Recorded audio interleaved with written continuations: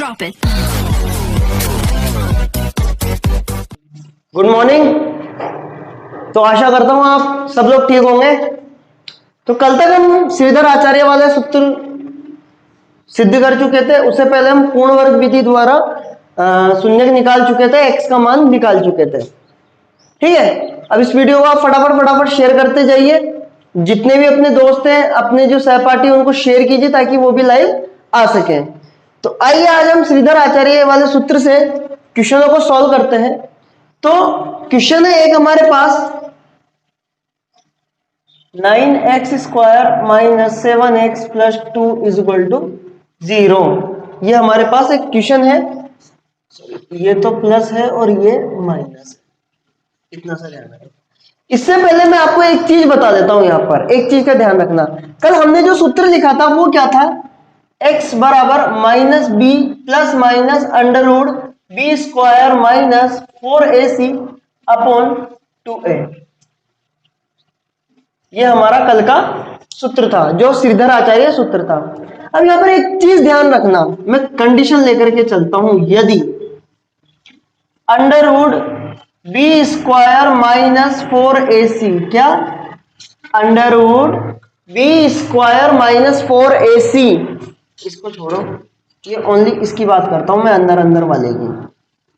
अगर इसका मान हमारा 0 से बड़ा आता है, क्या 0 से बड़ा आता है, अर्थात धनात्मक आता है, क्या आता है? धनात्मक आता है, तो हमारे जो मूल प्राप्त होंगे वो मूल कैसे होंगे? वास्तविक प्राप्त होंगे। कैसे प्राप्त होंगे? वास्तविक होंगे और भिन्न भिन्न होंगे। कैसे होंगे? भिन्न भिन्न होंगे, अर्थात अलग अलग होंगे। ऐसे समझो कि b square minus 4ac is greater than 0 if b square minus 4ac is greater than 0, then जो हमारे जीरोस आएंगे, हमारी जो x की वैल्यू आएगी वो रियल नंबर आएगी। क्या आएगी? रियल नंबर आएगी। और जो x की वैल्यूज आएगी वो अलग अलग आएगी, क्योंकि बायोनोमियल इक्वेशन लेकर के चल रहे, अर्थात द्विघात समीकरण लेकर के चल रहे। तो x के हमारे पास कितने मान आएंगे? 2 मान आएंगे। x की कितनी वैल्यू आएगी? 2 वैल्यू आएगी। और जब 2 वैल्यू आएगी तो वो कौन कौन सी आएगी? अलग अलग आएगी। बट कंडीशन क्या होनी चाहिए? कि इसकी वैल्यू इस 0 से बड़ी होनी चाहिए। क्या होनी चाहिए? 0 से बड़ी होनी चाहिए। अब कुछ बोलेंगे सर 0 के बराबर हो, तो देखो क्या होगा। यदि if b square minus 4ac बराबर 0 हो, क्या बी स्क्वायर माइनस 4ac बराबर 0 हो, तो हमारे जो मूल होंगे वो तो वास्तविक ही होंगे। क्या होंगे? मूल वास्तविक ही होंगे। और हमारा जो x का मान होगा वो समान प्राप्त होंगे। कैसे प्राप्त होंगे? समान प्राप्त होंगे, समान मूल प्राप्त होंगे। हमारे जीरोस कैसे होंगे? समान मूल होंगे, एक जैसे होंगे दोनों। अब कई बोलेंगे सर 0 से छोटा हो, तो समझो 0 से छोटा हो तो यदि बी स्क्वायर माइनस 4ac का मान 0 से छोटा हो, कैसा हो? 0 से छोटा हो। B square minus 4ac is less than 0, अर्थात 0 से इसका मान छोटा हो, तो हमारे जो मूल होंगे वो संभव ही नहीं है। क्या? संभव ही नहीं है, मूल संभव नहीं है, अर्थात काल्पनिक है। क्या है वो? क्या है वो? हमारे काल्पनिक है। क्या है वो? काल्पनिक है। कैसे प्राप्त होंगे? हमें काल्पनिक प्राप्त होंगे। ये हमारे काल्पनिक होंगे। कैसे होंगे? काल्पनिक होंगे। तो देखो ये वाला मान अंदर वाला, अगर ये 0 से बड़ा आता है तब तो मूल वास्तविक होंगे, और जो हमारे मूल प्राप्त होंगे वो भी कैसे होंगे? बराबर बराबर प्राप्त होंगे। कैसे प्राप्त होंगे? बराबर बराबर प्राप्त होंगे। देखिए यदि बी स्क्वायर माइनस 4ac का मान 0 हो, तो हमारे जो मूल होंगे वो कैसे प्राप्त होंगे? वास्तविक प्राप्त होंगे। कैसे प्राप्त होंगे? वास्तविक प्राप्त होंगे। लेकिन जो मूल प्राप्त होंगे, हमारे जो जीरोस x का मान प्राप्त होंगे, वो दोनों बराबर प्राप्त होंगे। कैसे प्राप्त होंगे? बराबर प्राप्त होंगे। यदि बी स्क्वायर का मान 0 से छोटा होगा तो मूल हमारे संभव ही नहीं होंगे। कैसे होंगे वो? अकाल्पनिक होंगे। क्या होंगे वो? काल्पनिक होंगे। इसका स्क्रीनशॉट ले लियो, ये चीज आपको समझ में आ गई होगी। इसका यूज कैसे करेंगे वो देखते जाइए। अब आप देखो यहां पर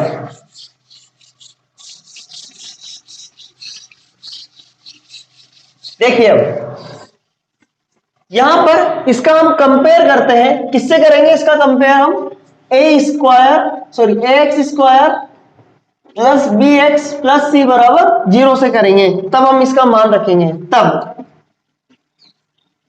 बी स्क्वायर माइनस 4ac निकाल लेते हैं। बी का मान कितना है, प्लस का 7, 7 का वर्ग कर दिया, माइनस 4 का 4 ऐसे कैसे, ए का मान कितना है 9, और सी का मान कितना है हमारा माइनस का 2, कितना है माइनस का 2। तो अब इसको हम सॉल्व करते हैं। सातों सातों 49, 9 चौके 36, 36 दूनी 72, और इस माइनस को प्लस से गुणा करेंगे तो कितना हो जाएगा प्लस, और 9 और 2 कितना हो जाएगा 11, और एक ये कितना हो जाएगा 12, 121। ये किससे बड़ा है, 0 से बड़ा है और धनात्मक भी है। तो हमारे मूल कैसे प्राप्त होंगे, वास्तविक प्राप्त होंगे और अलग अलग प्राप्त होंगे। कैसे होंगे, अलग अलग प्राप्त होंगे। तो आइए हम श्रीधर आचार्य सूत्र से इसको सॉल्व करते हैं। देखिए अब x का मान निकालना है, माइनस b का मान कितना है 7, plus minus under root, b की वैल्यू कितनी है 7, 7 का स्क्वायर। अभी हमने इसका सॉल्व किया था तो कितना आया था 121 आया था, कितना आया था 121 आया था।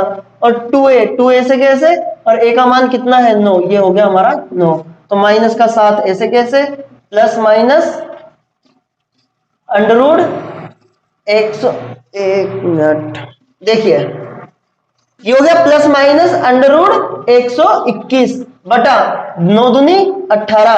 अब देखिए x के यहां पर हम दो मान लेकर के चलेंगे। यदि x बराबर -7 प्लस अंडर रूट 121 लेकर के चलूं तो 121 का अंडर रूट करेंगे तो कितना आएगा 11 आएगा, और एक बार हमने धनात्मक ले लिया एक बार, तो इसको सॉल्व कर लेते हैं। 11 में से 7 गए तो कितना आएगा 4 आ जाएगा, कितना आ जाएगा 4, और 18 हमारा ऐसे के ऐसे 2 से काट दो 3 बार, सॉरी 2 से काट दो 2 बार, और 2 से इसको काट दो कितनी बार 9 बार। तो हमारा x का एक मान तो कितना आ गया 9 बटा 2 आ गया। और यदि मैं एक कंडीशन ये माइनस वाली लेकर के चलूं, इसका मान क्या ले लूं ऋणात्मक ले लूं, तो x का क्या मान लेकर के चलूंगा, देखो -7 माइनस का 11 बटा 18, तो ये कितना हो जाएगा माइनस का 18 बटा 18, 18 से 18 एक बार, तो कितना आएगा माइनस का 1।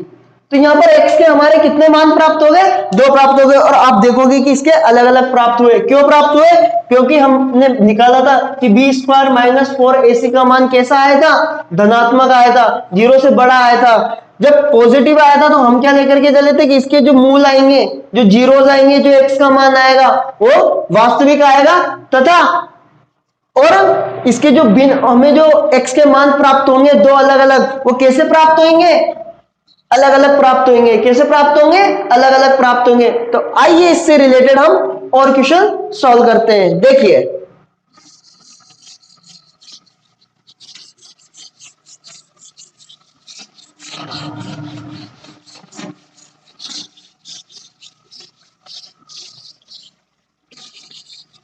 तो हमारा जो क्वेश्चन है वो कैसा है, नेक्स्ट क्वेश्चन है हमारा, देखिए x square plus 4x plus 5 बराबर 0। अब इसका कंपेयर हम किससे करने वाले हैं, इससे करने वाले हैं। तो हम पहला मान किसका निकालेंगे, d, अर्थात बी स्क्वायर माइनस 4ac का मान निकालेंगे। सिंस क्योंकि बी स्क्वायर माइनस 4ac हम निकाल रहे हैं, b का मान कितना है हमारा 4 है, तो 4 का क्या कर देंगे वर्ग, माइनस ये 4 ऐसे कैसे, a का मान कितना है 1 है, और सी का मान कितना है 5 है, कितना है 5 है। तो ये 4 चौके कितना हो गया 16 हो गया, कितना हो गया 16, और इस 4 को हम 5 से गुणा करेंगे तो कितना आएगा 20 आएगा, कितना आएगा 20 आएगा, कितना आएगा 20 आएगा। देखिए बी का मान कितना था 4 था, कितना था 4 था, और इसका करेंगे तो ये आ गया। अब देखोगे आप यहाँ पर कि इसमें से हल करेंगे तो ये कितना आएगा माइनस का 4, जो क्या है 0 से छोटा है। -4 इज लेस देन 0, जो -4 है वो 0 से छोटा है, क्योंकि बी स्क्वायर माइनस 4ac का मान 0 से छोटा है। अतः इसके मूल संभव नहीं है, अर्थात इसके मूल काल्पनिक हैं। कैसे है? इसके मूल हमारे कैसे प्राप्त होंगे? काल्पनिक प्राप्त होंगे। कैसे प्राप्त होंगे? काल्पनिक होंगे। कैसे होंगे? काल्पनिक होंगे। तो यहां मेरे हिसाब से ये चीज समझ में आई होगी आपको। ये निकाल करके हमको देखना पड़ेगा। आइए हम एक क्वेश्चन और लेकर के चलते हैं। देखिए एक क्वेश्चन और लेकर के चलेंगे हम इससे रिलेटेड, जिसमें हम इसके शून्यक निकालेंगे। देखो कैसे निकालेंगे। देखिए क्वेश्चन है हमारा 2x² माइनस 2√2x प्लस हमारा मान है 5। कितना है? 5।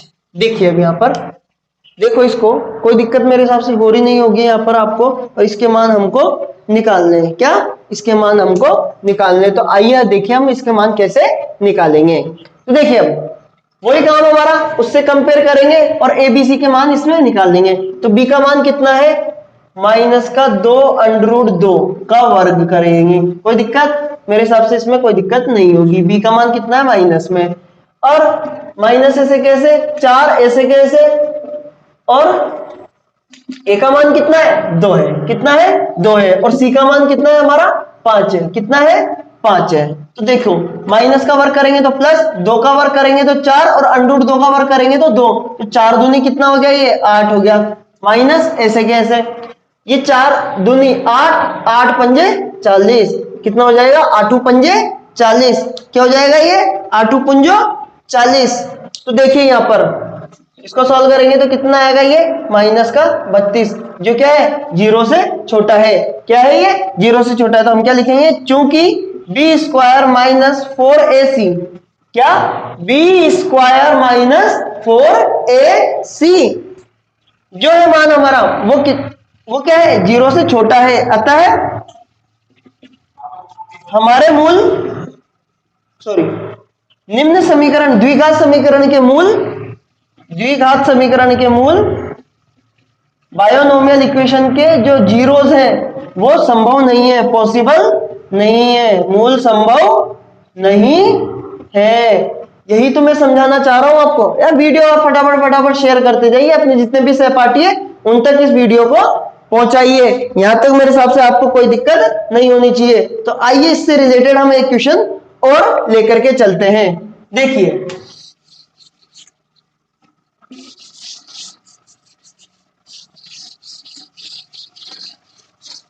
एक क्वेश्चन और लेते हैं हम। यहां पर क्वेश्चन है हमारा x प्लस 1/x बराबर 3। क्या है?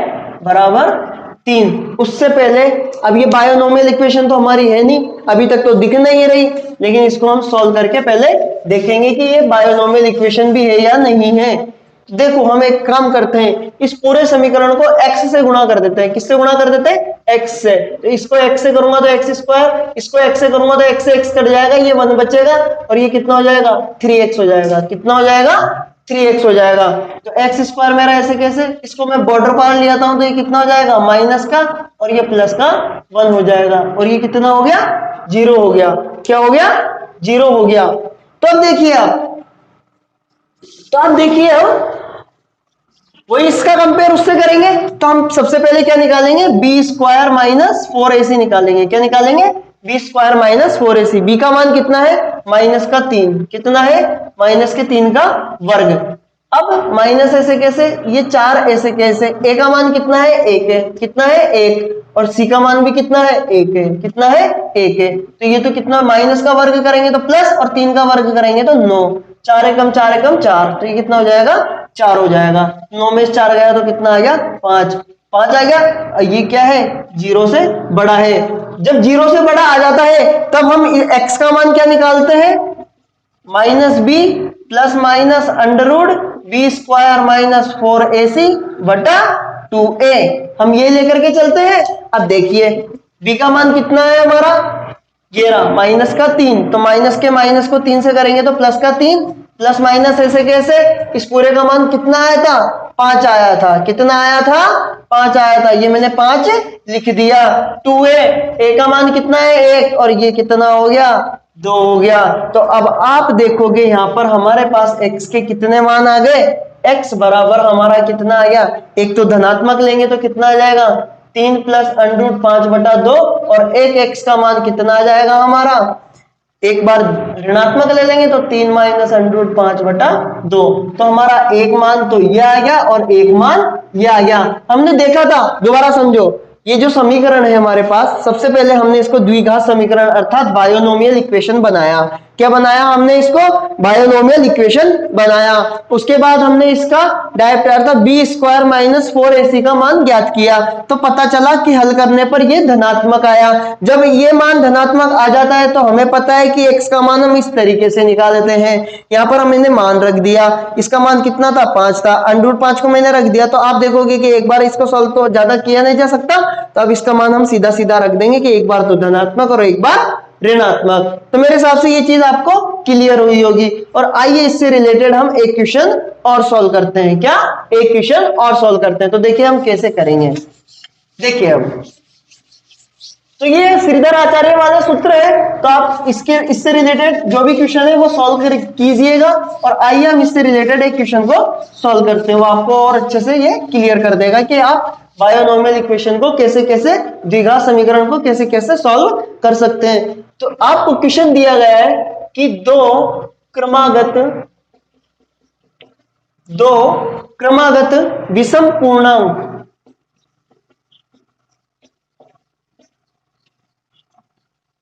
जो कि क्या है, धनात्मक होने चाहिए। क्या होने चाहिए, धनात्मक होने चाहिए।